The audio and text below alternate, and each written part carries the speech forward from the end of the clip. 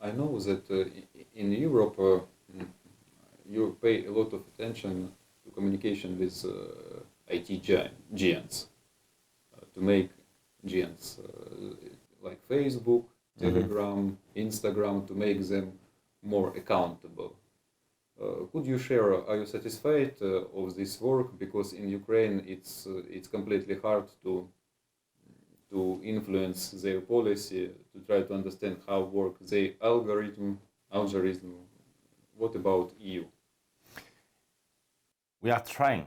We are trying to regulate the big platforms, social networks, and we are trying to make them responsible for the content that they are sharing, because actually they are making money out of content sharing and run away from responsibilities, which means that they have been for a very long period very good tools in the hands of regimes that wanted to destabilize our democracies and spread disinformations.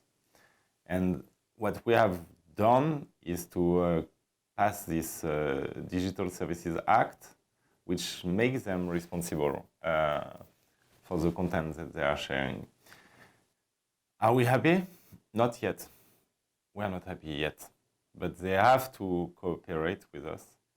So it's slightly improving, and we hope that it will be better in the future. But for the moment, it depends on which network you are speaking, which platform. Twitter was more or less complying. Now Elon Musk is doing whatever he wants. Meta has been difficult, but cooperation is improving. So it depends which social networks. But for the moment, we are not there yet. It's still far west. Do you have some instrument of influence? Maybe I don't want to say coercion or force, but somehow you can. They are very rich. They have a lot of lawyers. Yes, but they are also very dependent on the European market. If you are just France or Germany or even more a small European country, you don't have the means to put pressure on them. But if you are the EU as a whole, of course you have. And why excluding coercion? We should not exclude sanctions if it doesn't cooperate. Do you pay attention to not maybe so famous, but not less influence network like Telegram? Because as I know, this become increasingly popular in some particular European country. Yes, we pay attention to Telegram, and we are a bit worried, I must say, about Telegram and the fact that first it's a very good tool to spread disinformation and manipulation of information. And also the question is how much it can be used as a spy network. And both questions are very important for us. So for the moment there is no action taken, but there is clear surveillance. As you have seen, we have taken some actions against TikTok because Chinese Communist Party could use the data collected by TikTok in order to spy on European citizens for the Chinese Communist Party. And Telegram, it's an open question now. But I know that Telegram, for instance, is very popular in Ukraine. And I understand that it's very important to share the info, but it's also a problematic platform.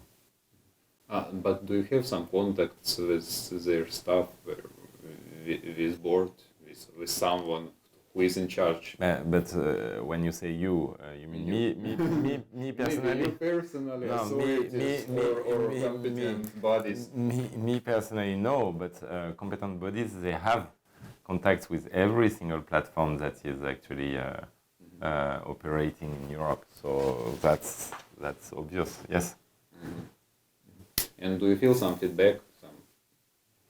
For the moment, I don't see any form of cooperation advancing. Mhm.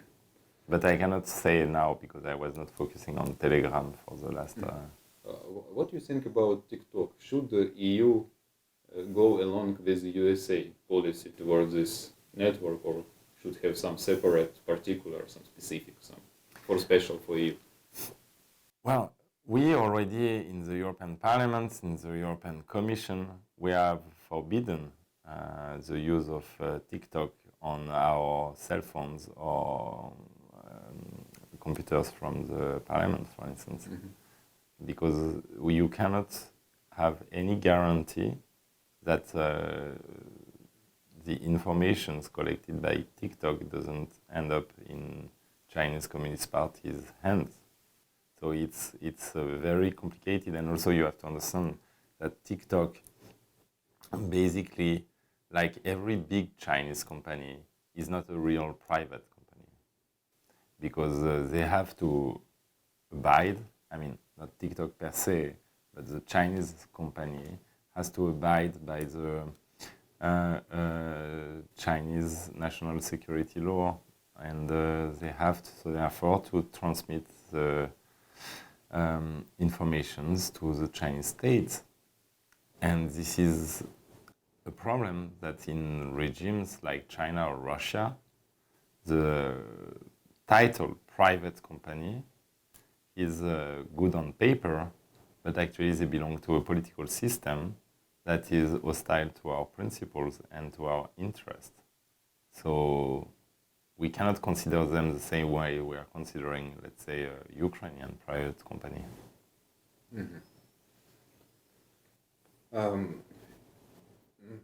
I don't know, maybe someone from these companies, did you try to ask them to reveal their algorithm? Because in Ukraine, people don't understand how it works and why they see some advertising which, from their point of view, not relevant for them, and some people think that it's some form of agitation or propaganda. So, you know, the problem we are facing now everywhere is that the algorithm of these companies are actually dictating our public debate. Because public debate now, our agora, our place for public debate is these networks. And these networks functions according to algorithms that we have trouble to understand also. And there is no access now, as we speak, to this algorithm. So that's a huge issue for us. For instance, if you take what was revealed about Facebook, that, for instance, the emoticon anger was 5 times more prioritized by the algorithm than the like one, then it feeds the polarization of our debate and make the most extreme point of view more popular and more widespread. And this is dangerous. So we have the same interest as you have, to get a look to this algorithm. Would Ukraine in some way use capacity of EU to influence this giant? Of course, giants? and EU should actually put its influence at the service of Ukraine. That's the way it should be. And I think that's the general way we should approach things from now on, because EU is a huge market and it has huge negotiating power. Because no platform, but it's true for any form of company, can just overlook or ignore the EU market. Yes? So what we should do is to make sure that we are actually the negotiating force for Ukraine. It's true with Facebook, but it's also true in every single international area. I think that, including, for instance, you have places in the world where Ukraine has no diplomatic corps or embassy, and then EU embassy should consider itself as the Ukraine embassy. And in any case, you will soon be in the EU, and that's what we hope. So we should start making as if you are in before. it's not about IT. There is some other big influential company, Russian company, Rosatom. Mm-hmm. What do you think about the maybe high influence of this company in EU? Do you feel this influence, and should it be limited in which way it possible? It should not only be limited, it should be stopped and cut. It should be under sanction. It should not escape from the fate of other Russian companies that have been sanctioned and excluded from connection to Europe. And in our sanction system and regime and packages, we have still holes, you know, and that's our work now, is to make sure that these holes are disappearing. And the nuclear filial, Russian nuclear, is one of the holes of our system of sanction now. And what we have to understand is, of course, we have left some holes because you have European interest connected to these holes. But at certain points, the only way you can prove to Putin's regime that you have actually the commitment to be serious is by sacrificing some interest in Europe in order to make sure that Putin's regime is suffocated by your sanctions. What do you think about prospects to impose sanction against Rosatom? I think that we are asking for it in the parliament, and we will keep pushing for it. But in the council, so among member states, you still have countries opposing it. So we have to overcome their opposition. And the same thing happens, for instance, for diamonds. How do you explain diamonds are out of sanction regime from EU? Diamonds. I mean, is it like bread that people would go to the streets if the price of diamonds is up because of Russian diamonds being cut from the European market? No, diamonds is only for a small minority of Europeans, you know. And still we have diamonds excluded because Belgium was active to exclude diamonds. So that should come to an end. Really, that should come to an end after all these months of discussion. It's over. We should not have exemptions, sectorial exemptions to our sanctions.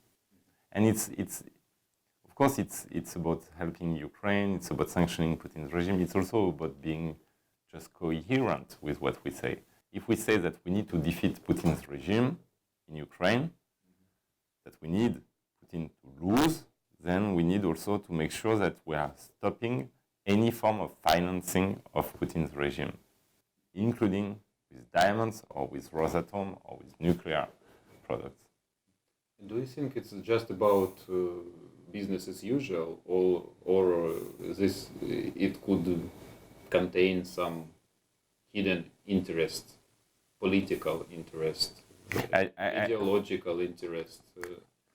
I think in these cases, it's more like the traditional carpet sailors discussion. Yes, don't touch this because it's important for me. Don't touch this because it's important for me. So what do? So we exclude this, but then you support the fact that we exclude that. Mm-hmm. And this is not up to the situation. This is the thinking of the past, of before February 24th. So it's a continuation of this. Of course you have influence, of course you have interferences, you have connections, you have networks, you have everything, but you had also networks in gas, you had also networks, so we managed to overcome these networks, you know, and now we are not buying Russian gas anymore, even if some third countries are actually selling still. But that's the way we should do it, and it takes too long. It starts to be really pathetic. In context of upcoming election in EU, Do you feel some activity, some attempt to interference in process, and from which countries, which side, maybe companies, maybe other private players? So for the moment, what we are witnessing is traditional Russian networks being activated, but most on Ukraine, on anti-war, anti-weapons delivery activities. It's also cyber attacks that have risen up by 130% since the beginning of the full-scale invasion. But we didn't witness yet direct interference on elections because the campaign did not start and it's too early to say. Real momentum for elections will come in a few months, not now. So for the moment, you still have Russian networks in Europe for sure. You still have Chinese networks in Europe for sure. But they are more focusing on topics connected to Ukraine. I mean, actually, they are trying to use rising prices to explain that we have to put an end quickly to the war, which means in their mouths that we have to stop supporting Ukraine to resist to a Russian invasion. And this is something that exists since the very first day. And it's actually on elections, of course they will try. They will try to support their traditional allies, be it far rights, especially all over Europe. But I hope that what we have worked on for a very long time now will make it very hard for them to have a real influence through their networks.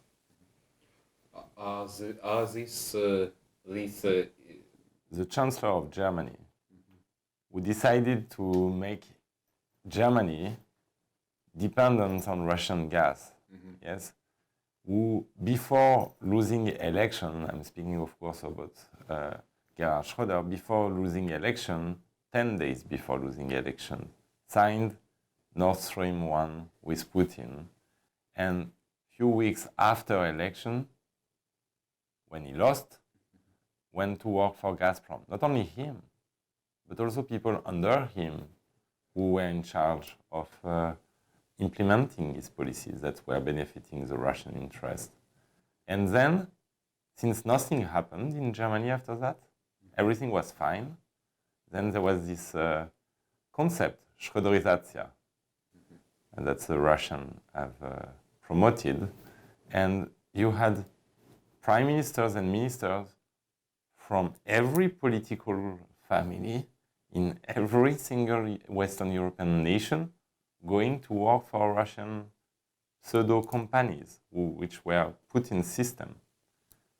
And basically, we were a market. We have been a market for so long, but not only for Russians, also for Chinese, because they have seen that, oh my God, what Russia is doing is actually working well. So let's do the same. Let's offer former ministers, but also former, director of Polytechnic school, the best school for elite in France, and we offer them golden pensions, and they come to work for us, but with their networks, with their knowledge, with their influence, and they become super lobbyists for Russian system or Chinese system. And this cannot work like that.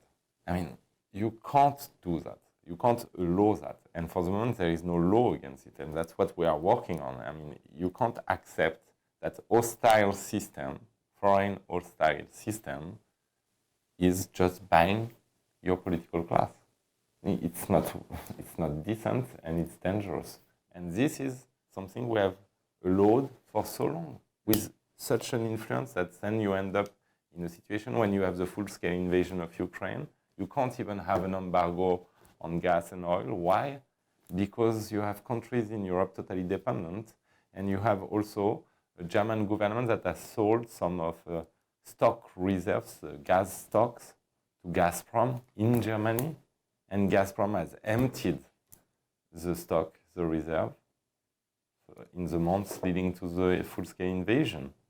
And so on 25th of February, you are in Germany and you discover what?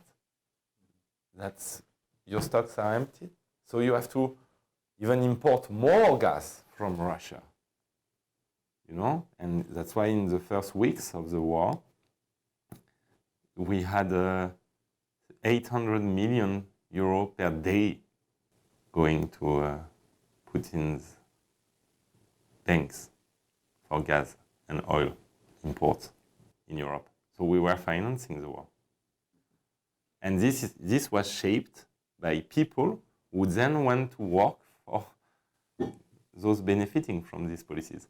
And if you don't call that corruption, I don't know how you can call it. I just want to ask, could they call it corruption? Yes, it is blunt corruption, but legal one. Mm-hmm. And take London. I mean, you come from London now. Mm-hmm. Take London. Why was it called Londongrad? Mm-hmm. Because you had such a arrival of cash and money from Russia in the 2000s and 2010s years, that everybody was happy, you know. Oh my God, they come with all their cash, they are oligarchs, they are so cool, they hire PR companies, they hire former ministers, they buy press, they buy football clubs. And then what? Then you think money doesn't have a color or a smell? That's the saying. But for them, it's not just money. It's a way to undermine your sovereignty and to make you dependent on them. And then you can't take the right decisions. And you allow Putin to do his wars. And what do you think which purposes, goal Putin, not regarding Ukraine, but regarding EU? What his final goal? Putin, from the start, has seen EU as an existential threat to his regime, or at least he portrayed it this way to the Russian people. And what we have not done, we have not listened first to Putin and his fascist friends, what they were saying, and second, to people who knew Putin's regime and who knew what it would bring to Europe. And I remember very well, I knew very well Anna Politkovskaya. And what she told me in 2005, I remember, I was coming back from Kiev, from Orange Revolution, where I shot documentary film at this time. And I was explaining to her how great it was in Ukraine and how fantastic the revolution was and how much people were free from Putin's influence now and everything. And she told me two things. She told me, first, you have to know that Putin will go to war against these people. It's part of his regime, it's part of his nature. And second, you have to know that this war that Putin will wage will be targeting the European Union directly. And at this time I thought, okay, she's very pessimistic because she is a Russian dissident and journalist, and it's normal to have such a pessimistic view, but maybe it's an exaggeration, and it was not an exaggeration. That was true from the beginning. Do you think he was at war with Chechens, with Georgians, with Syrians, with Ukrainians? No, all the time he was at war against what he called collective West. And what he sold to the Russian population was not that, oh, we have this great war against Georgia. That was not the case. What he was selling to the Russian population from the start, and what's at the heart of his regime, that I'm selling to you the great revenge against the West.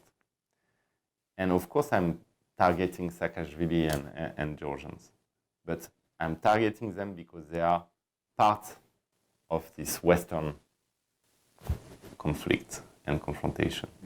And the same happens to Ukraine. And in fact, what we have to understand in the West is that if he is not defeated, we will have endless wars with him. Endless. Because his regime will collapse the moment he is not at war with us, in people's head. So the objective is just destabilization of our democracies and weakening of Europe. What do you think people in Europe, in EU countries, they understand that they are enemy for Putin, that it's not just some conflict on the eastern flank of NATO or EU, that the goal Europe, not just Ukraine. Not all of them understand that. If you go to Lithuania, they understand. If you go to Poland, mostly they understand. If you go to Prague, they understand, most of them start to understand. If you go to Berlin or to Paris, you will find a lot of people who don't understand. And this is our work, is to explain to them that we don't support Ukraine just because of Ukraine.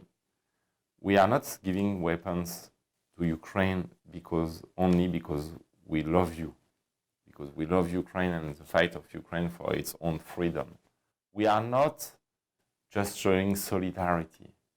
It's also pure self-interest. We need Ukrainians to win because that's the first line of defense of us, Europe. And that just what I'm always asking Europeans to make an effort to imagine in which situation we would be now if on 24th of February, Ukraine had collapsed. In which situation we will be.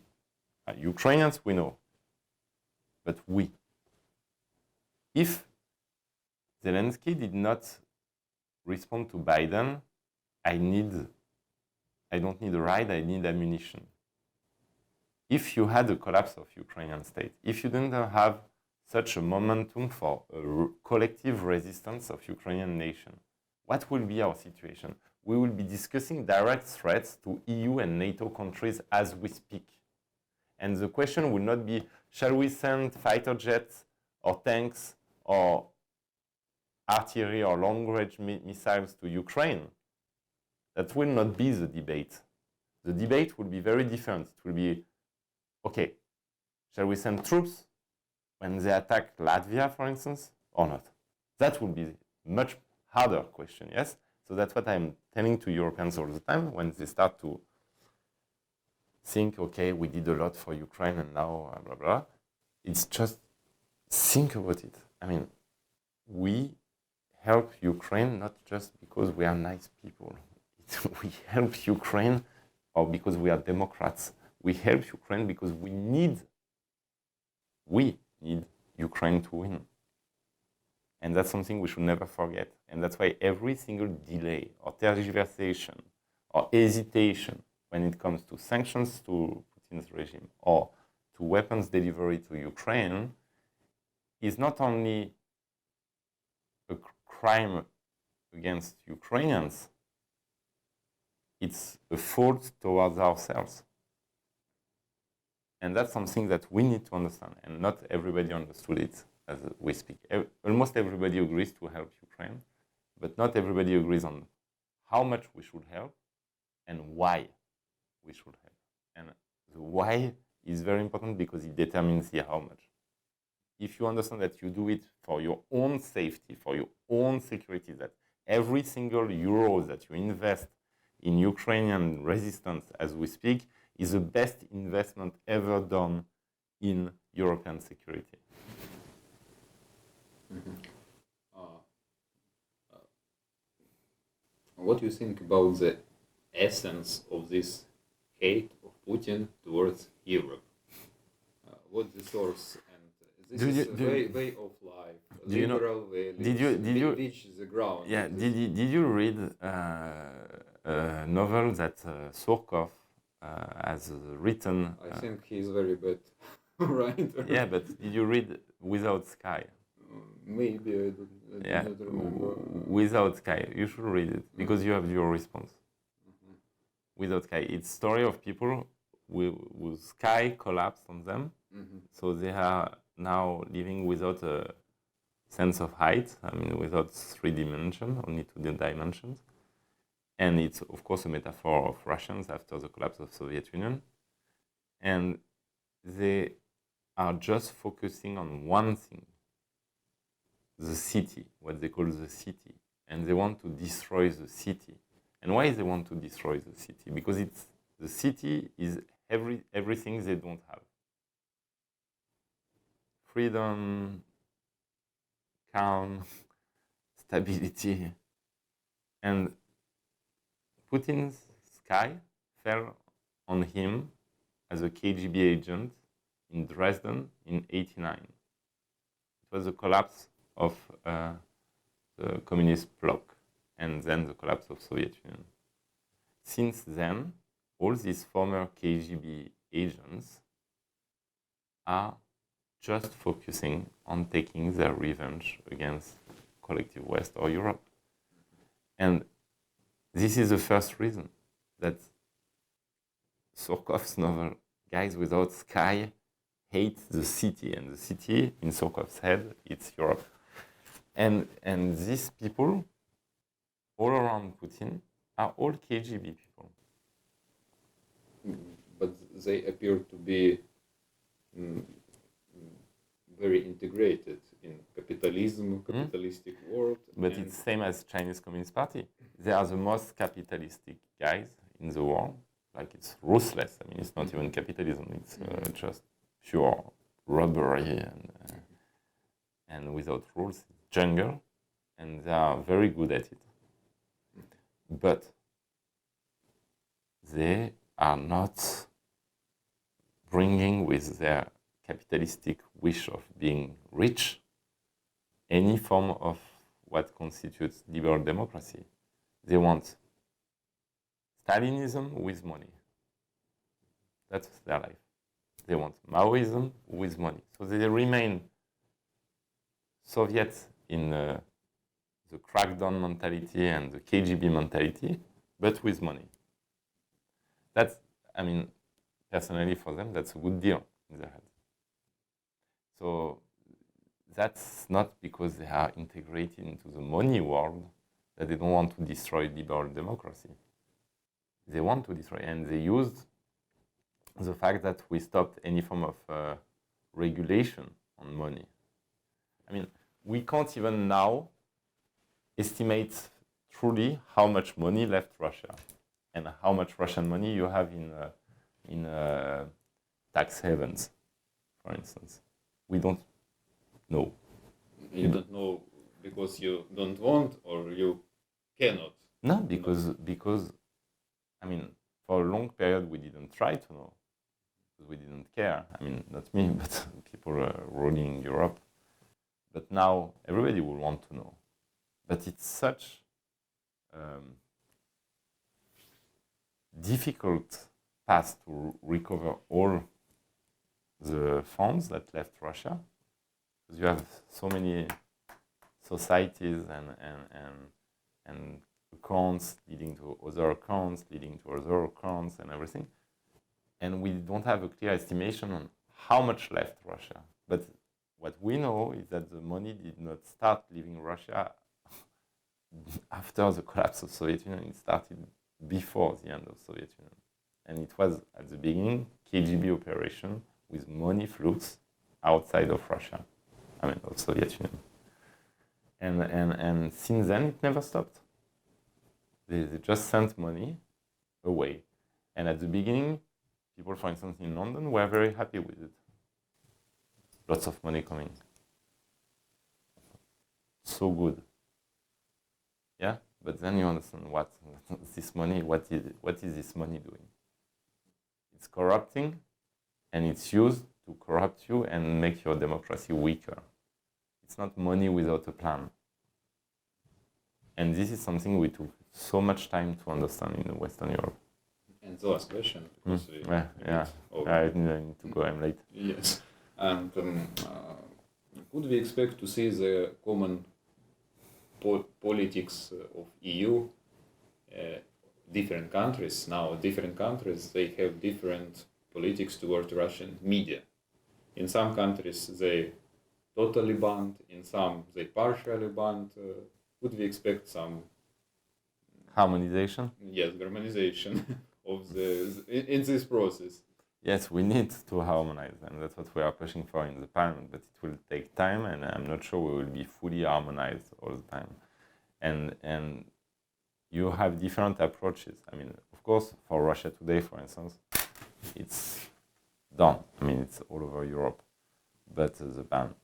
But then for different medias, different legislation, and it's always the same problem. I mean, when you are sitting here, you see, we have 27 different approaches, and it doesn't work. So when we say that this moment of war is actually reshaping the map of Europe, we should really do it. I mean, it should be the moment when first we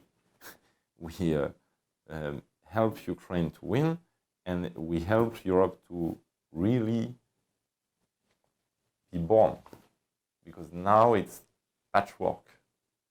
And when we take these sanctions, when we define an approach, it needs to be European approach. And it's true for media, but it's true also for everything. It's true for even diplomacy. I mean, when you hear that we should not humiliate Russia in Paris, and then you see here in Warsaw that we need absolutely the victory of Ukraine, and we need to defeat Putin, and we need even the collapse of the regime, then what's the position of Europe? We need to have a common position with Europe. And by the way, it should not be the position that we should not humiliate Russia. We should defeat this regime. And it's important for Ukraine, for sure, but it's important for us too. Thank you. Thank you.